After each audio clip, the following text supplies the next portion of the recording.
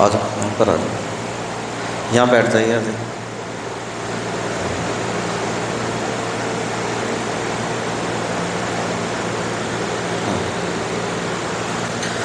نحمده ونصلي على رسوله الكريم. اما بعد فاعوذ بالله من الشيطان الرجيم. بسم الله الرحمن الرحيم. وذكر فإن الذكرى تنفع المؤمنين. وقال النبي صلى الله عليه وسلم انما الاعمال بالنيات.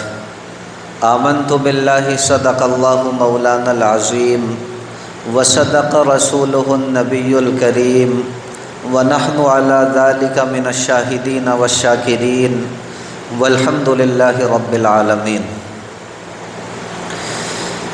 میرے محترم بزرگوں، بھائیوں اور دوستوں، میں نے آپ کے سامنے حدیث مبارکہ پڑھی انما الاعمال بالنیات، کہ اعمال کا دار و مدار نیتوں کے اوپر ہے. اس حدیث مبارکہ کو سامنے رکھ کر میں نے گزشتہ جمعے میں آپ کے سامنے ایک طویل حدیث مبارکہ بیان کی تھی، جس میں سرکار دو عالم صلی اللہ علیہ وسلم نے اپنے ایک خواب کے اندر قیامت کے مناظر کی تفصیل بیان کی، اور جس کے اندر ہمیں یہ بتایا گیا کہ کل قیامت میں، کل آخرت میں جو چیز آپ کے کام آئے گی وہ ہیں نیک اعمال. اس لیے نیک اعمال جتنا زیادہ سے زیادہ ہو سکیں کرنے کی کوشش کریں. اور میں نے آپ کو بتایا تھا کہ نیک اعمال بھی ہمارے لیے اسی وقت کارآمد ہوں گے جب ہماری نیتیں ٹھیک ہوں گی. اگر نیتیں ٹھیک نہیں ہوں گی تو نیک اعمال بھی ہمارے لیے کارآمد نہیں ہوں گے. اس لیے نیتوں کا ٹھیک کرنا سب سے پہلے ضروری ہے. دیکھیں، اس طویل حدیث مبارکہ کا کافی حصہ اسی وقت میں نے آپ کے سامنے بیان کر دیا تھا. باقی حصہ میں آج آپ کے سامنے بیان کروں گا. اللہ رب العزت سے دعا فرما دیں کہ صحیح باتیں میری زبان سے کہلوا دے، اور ہم سبھی کے لیے ان باتوں کو کارآمد اور نفع بخش بنا دے.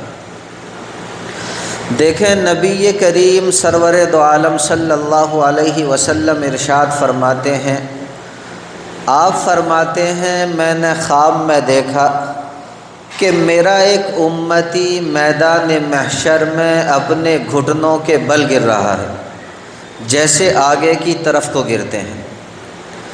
اس کے اور اللہ جل جلالہ کے درمیان ایک پردہ رکاوٹ ہے. ایسے میں میرے اس امتی کے اچھے اخلاق اس کے سامنے آ گئے، اور اس کا ہاتھ پکڑ کر اسے اللہ رب العزت کے حضور پہنچا دیا. کیا مطلب؟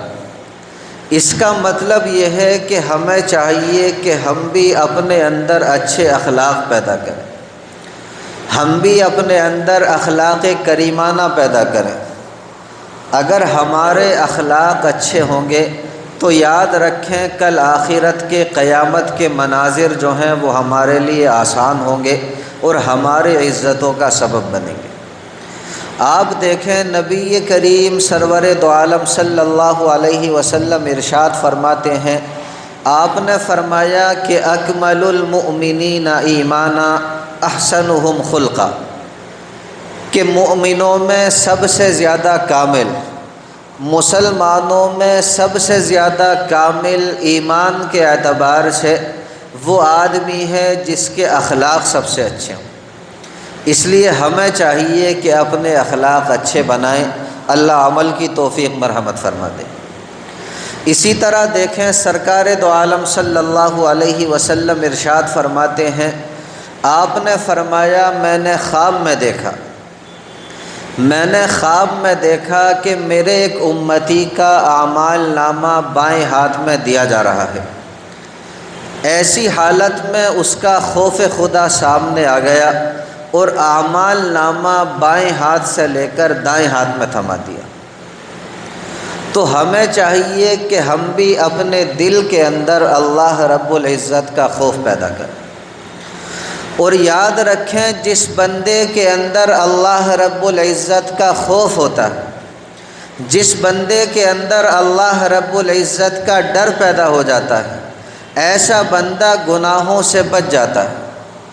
اگر ایک مرتبہ گناہ کی دہلیز پر پہنچ بھی گیا تب بھی اللہ رب العزت اپنے خوف اور اپنے ڈر کی وجہ سے اس بندے کو گناہوں سے بچا لیتے ہیں۔ اس لیے ہمیں چاہیے کہ ہم اپنے دل کے اندر اللہ رب العزت کا خوف پیدا کریں۔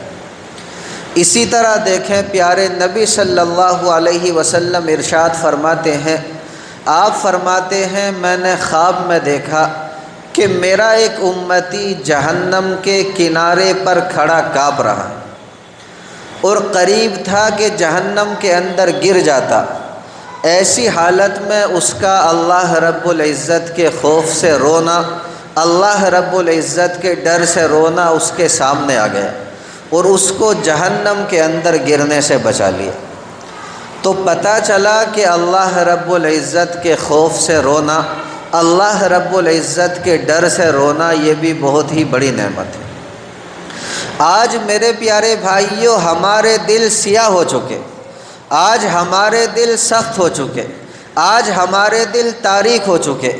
آج آپ ہمارے سامنے کتنی ہی زبردست سے زبردست بات کیوں نہ کر دیں، آج ہمیں اللہ رب العزت کا کیسا ہی فرمان کیوں نہ سنا دیا جائے، آج ہمیں نبی اکرم صلی اللہ علیہ وسلم کی کیسی ہی حدیث کیوں نہ بتا دی جائے، لیکن ہم ہیں کہ ہماری آنکھوں سے آنسو نکلنے کے لیے تیار نہیں ہوتے۔ اس کی وجہ یہی ہے کہ ہمارے دلوں سے اللہ رب العزت کا خوف نکل گیا۔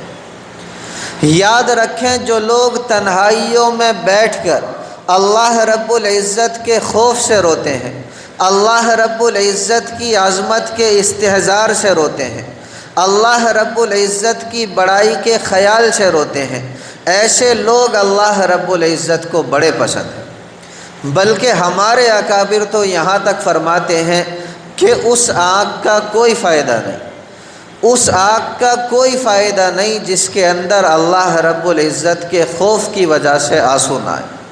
اس لیے میرے پیارے بھائیوں تنہائیوں میں جب بھی موقع ملے اپنے گناہوں کو یاد کیا کریں، اللہ رب العزت کی عظمت کا استحضار کیا کریں اور اللہ رب العزت کے سامنے رویا کریں۔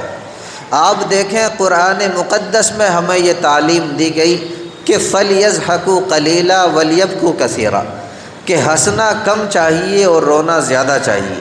اللہ رب العزت عمل کی دولت سے مالا مال فرما دے۔ اسی طرح دیکھیں سرکار دو عالم صلی اللہ علیہ وسلم ارشاد فرماتے ہیں، آپ فرماتے ہیں میں نے دیکھا، میں نے خواب کے اندر دیکھا کہ میرے ایک امتی کی نیکیوں کا پلڑا ہلکا ہوتا جا رہا ہے۔ ایسے میں اس کے معصوم بچے جو بچپن کی حالت میں انتقال کر گئے تھے وہ اس کے سامنے آئے اور اس کی نیکیوں کے پلڑے کو بھاری کر دیا۔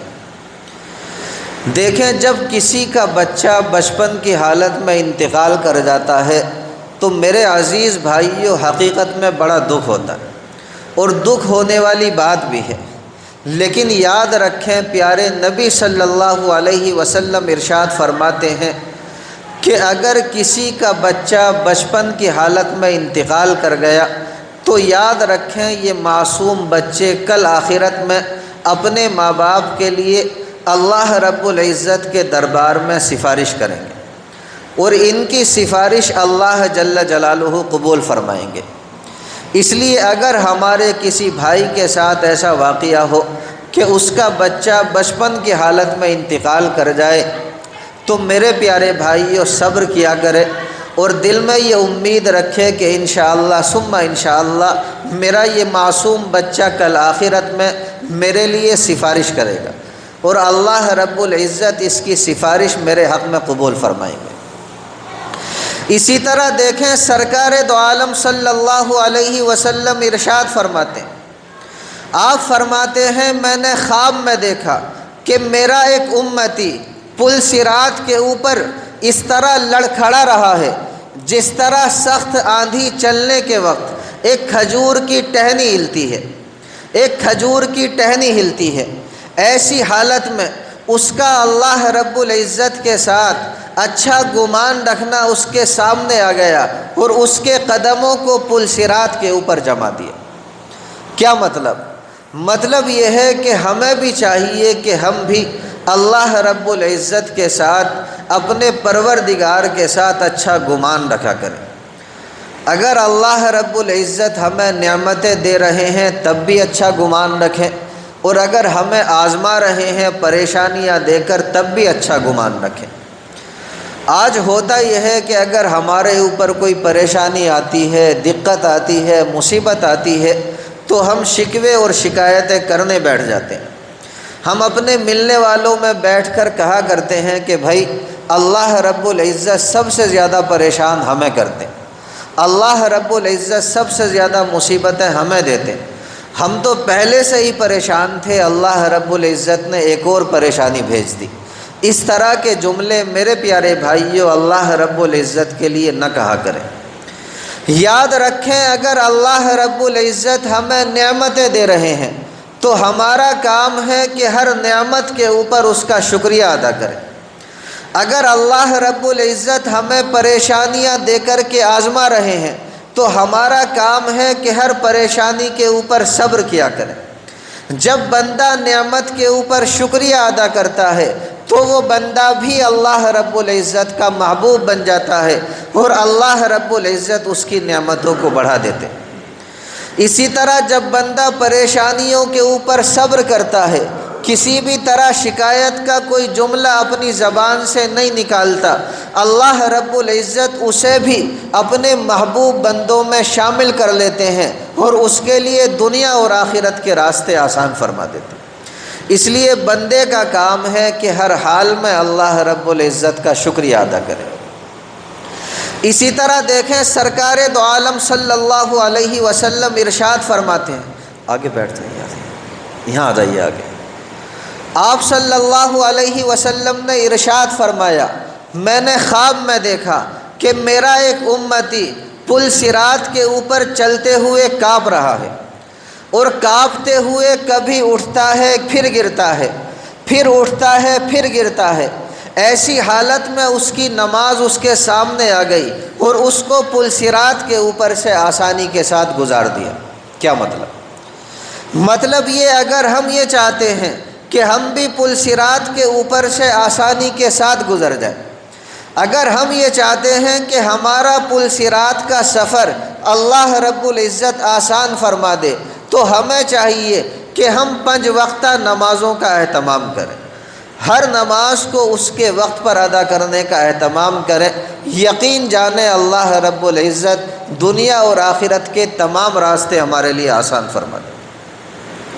دیکھیں نبی اکرم صلی اللہ علیہ وسلم کی ایک حدیث مبارکہ کے الفاظ ہیں۔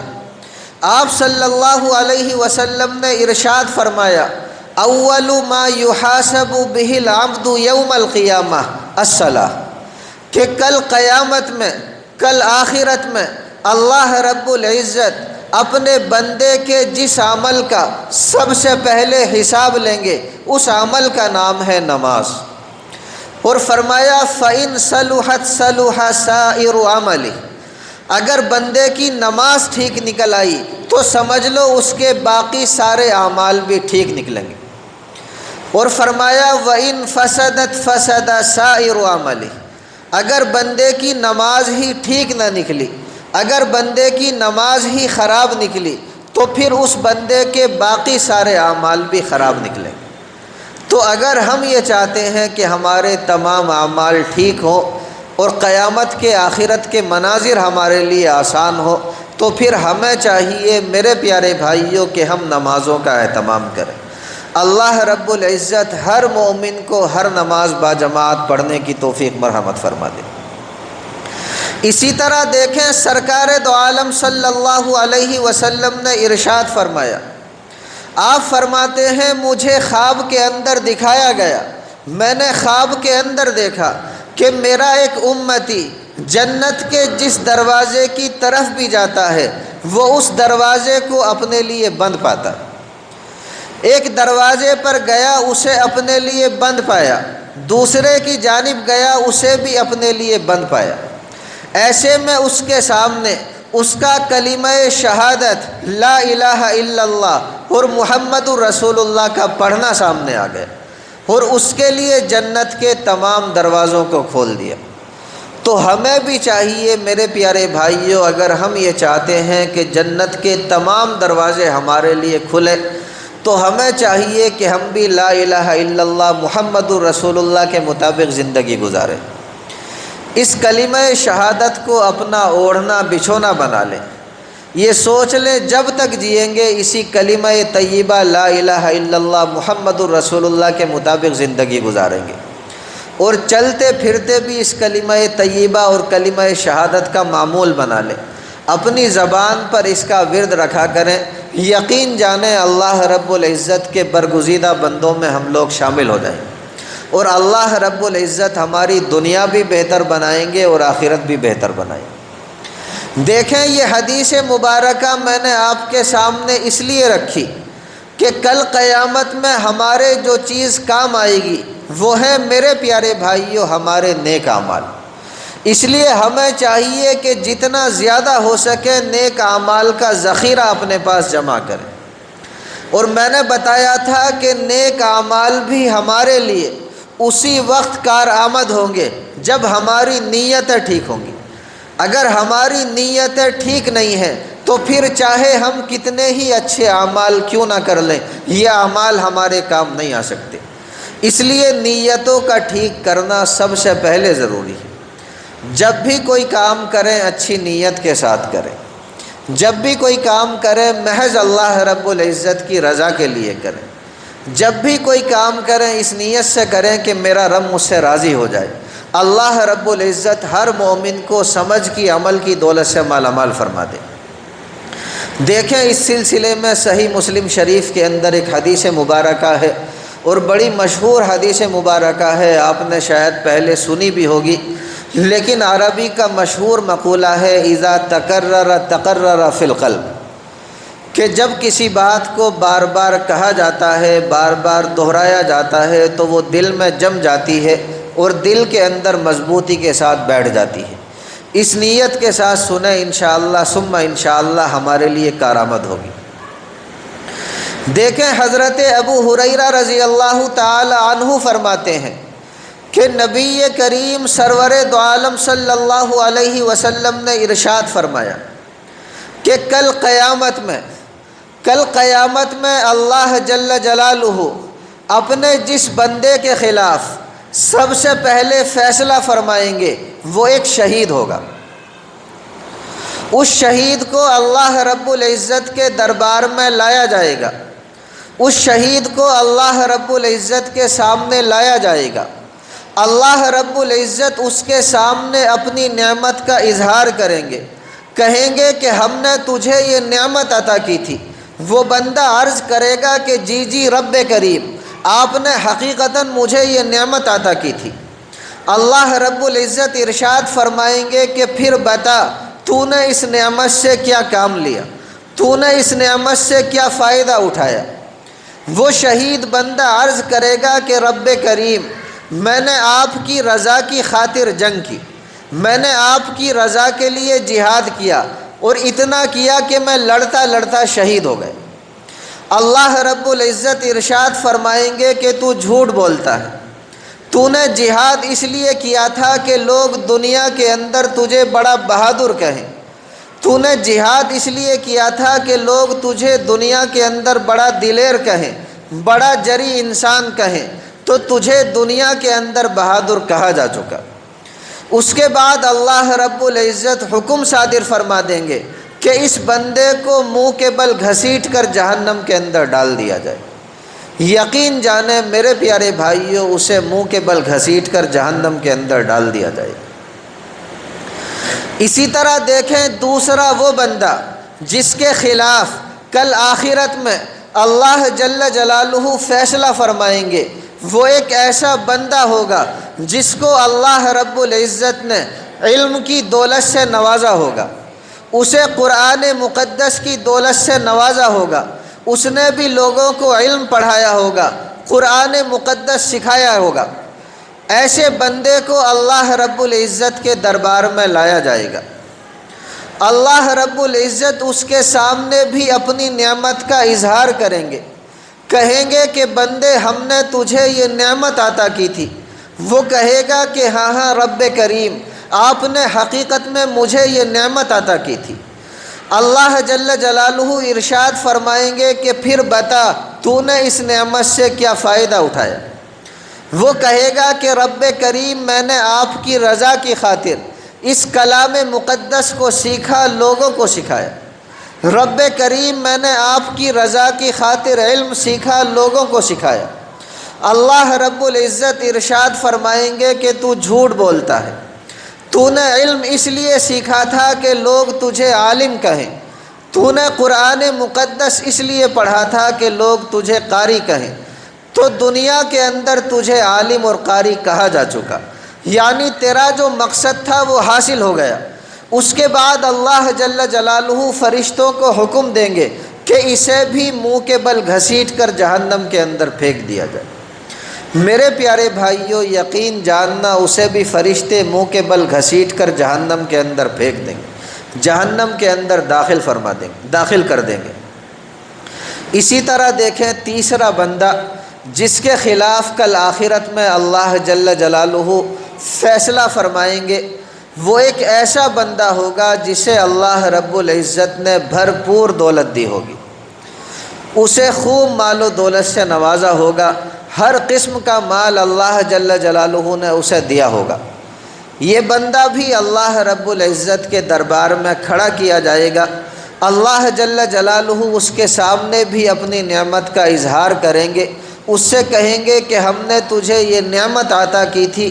وہ عرض کرے گا کہ رب کریم، بالکل آپ نے مجھے یہ نعمت عطا کی تھی۔ اللہ جل جلالہ ارشاد فرمائیں گے کہ پھر بتا تو نے اس نعمت سے کیا کام لیا، تو نے اس نعمت سے کیا فائدہ اٹھایا۔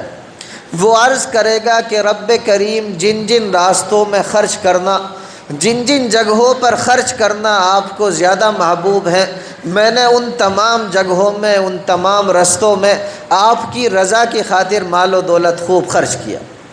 اللہ جل جلالہ ارشاد فرمائیں گے کہ تو جھوٹ بولتا ہے، تو نے اپنا مال اس لیے خرچ کیا تھا کہ دنیا کے اندر لوگ تجھے بڑا فیاض کہیں، لوگ تجھے بڑا دانی کہیں، لوگ تجھے بڑا سخی کہیں، تو تجھے دنیا کے اندر ان سارے القابات سے پکارا گیا۔ یعنی تیری جو غرض تھی، تیرا جو مقصد تھا، وہ دنیا کے اندر حاصل ہو گیا۔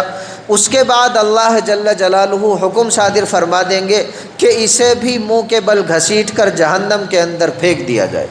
میرے پیارے بھائیوں، اللہ جل جلالہ کے فرشتے اسے بھی منہ کے بل گھسیٹ کر جہنم کے اندر پھینک دیں گے۔ تو دیکھیں، میں عرض یہ کرنا چاہ رہا تھا کہ ایک عالم بندہ، ایک سخی بندہ، ایک شہید بندہ اگر محض اپنی نیت کے ٹھیک نہ ہونے کی وجہ سے میرے پیارے بھائیوں جہنم کا ایندھن بن جاتا ہے، اس کے ساتھ اللہ رب العزت کا ایسا سخت معاملہ ہوتا ہے، تو پھر میری اور آپ کی تو حیثیت کیا ہے؟ ہمارے پاس تو اعمال بھی نہیں۔ اس لیے میرے پیارے بھائیوں، ہمیں چاہیے کہ سب سے پہلے اپنی نیتوں کو ٹھیک کریں۔ جب بھی کوئی کام کریں اچھی نیت کے ساتھ کریں، جب بھی کوئی کام کریں محض اللہ رب العزت کی رضا کے لیے کریں، جب بھی کوئی کام کریں اس نیت سے کریں کہ میرا رب مجھ سے راضی ہو جائے۔ یقین جانیں اللہ رب العزت ہماری دنیا کو بھی بہتر بنا دیں گے اور ہماری آخرت کو بھی بہتر بنا دیں گے۔ اس حدیث مبارکہ کی تفصیل آنے والے ہفتے انشاءاللہ ثم انشاءاللہ اور بھی احسن انداز میں آپ کے سامنے رکھیں گے۔ اللہ رب العزت سے دعا فرما دیں کہ جو باتیں کہہ دی گئیں اللہ رب العزت مجھ سمیت ہر مومن کو عمل کی دولت سے مالا مال فرما دے۔ وما علینا الا البلاغ۔